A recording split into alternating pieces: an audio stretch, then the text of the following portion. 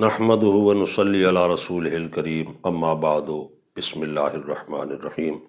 احباب ذی وقار، اللہ کے محبوب نبی صلی اللہ تعالیٰ علیہ وسلم کی تعلیمات پر عمل کرنا اللہ تعالیٰ ہمارے لیے آسان فرمائے۔ جس طرح پہلے احادیث طیبہ گزری ہیں، بھیک مانگنا، طمع کرنا کسی کے مال پر، اپنے کو پاس غنا ہوتے ہوئے، اور غنا کا بھی سوال کیا گیا کہ حضور وہ غنا کیا ہے جس کے ہوتے ہوئے ہم سوال نہیں کر سکتے ہیں؟ تو فرمایا اتنا مقدار اس کے پاس ہو کہ جس کے ساتھ وہ صبح اور شام کو کھانا کھا سکتا ہے تو وہ غنی ہے، اس کے لیے کسی کے آگے ہاتھ پھیلانا جائز نہیں ہے۔ لیکن اس حدیث پاک میں حضرت فاروق اعظم رضی اللہ تعالیٰ عنہ کا ایک واقعہ مذکور ہے کہ جس کا مفہوم یہ ہے کہ اللہ کے نبی صلی اللہ علیہ وسلم نے فرمایا کسی کے مال پر طمع نہ کرو، سوال نہ کرو، مانگو نہیں، بھیک کے لیے ہاتھ نہ پھیلاؤ، یہ منع ہے۔ لیکن اگر کوئی خود تمہیں بطور ہدیہ کچھ پیش کرتا ہے تو اس کو قبول کر لو، یہ نبی رحمت صلی اللہ علیہ وسلم کی سنت مبارکہ ہے۔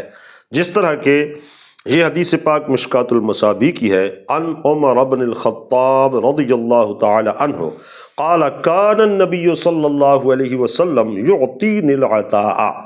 حضرت فاروق اعظم رضی اللہ تعالیٰ عنہ فرماتے ہیں کہ مجھے بعض اوقات حضور کچھ عطا فرماتے، فاقولا تو میں عرض کرتا، اعطہ افقر الیہ منی، حضور کرم نوازی فرمائیے یہ اس آدمی کو دیجئے جو مجھ سے زیادہ حاجت مند ہے اس کا۔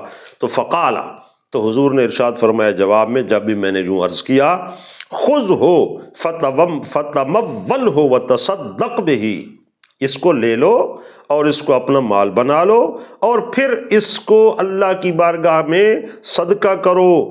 فما جاءک من ھذا المال، تو جو بھی تمہارے پاس اس میں سے آئے اس کا صدقہ کر دو۔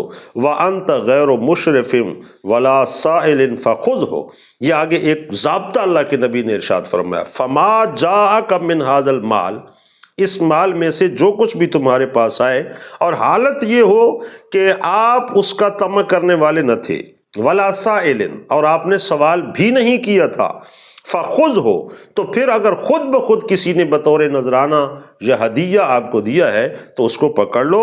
وَمَا لَا، اور جو خود بخود تو آپ کو نہیں دینا چاہتا، فَلَا تُتْبِعْهُ فَلَا تُتْبِعْهُ نَفْسَكَ، تو اس کے پیچھے اپنے آپ کو نہ لگا لو۔ نتیجہ واضح ہے کہ اگر محبت سے آپ کو کوئی دعوتاً، نذرانتاً، عقیدتاً، محبتاً یا کسی بھی حوالے سے دیتا ہے تو اس کو قبول کر لینا، یہ اللہ کے نبی صلی اللہ علیہ وسلم کی سنت مبارکہ ہے۔ لیکن اپنی طمع کو ظاہر کر کے کسی کے سامنے سوال کرنا یہ قطعاً منع ہے۔ اس سے اللہ تعالی ہم سب کی حفاظت فرمائے۔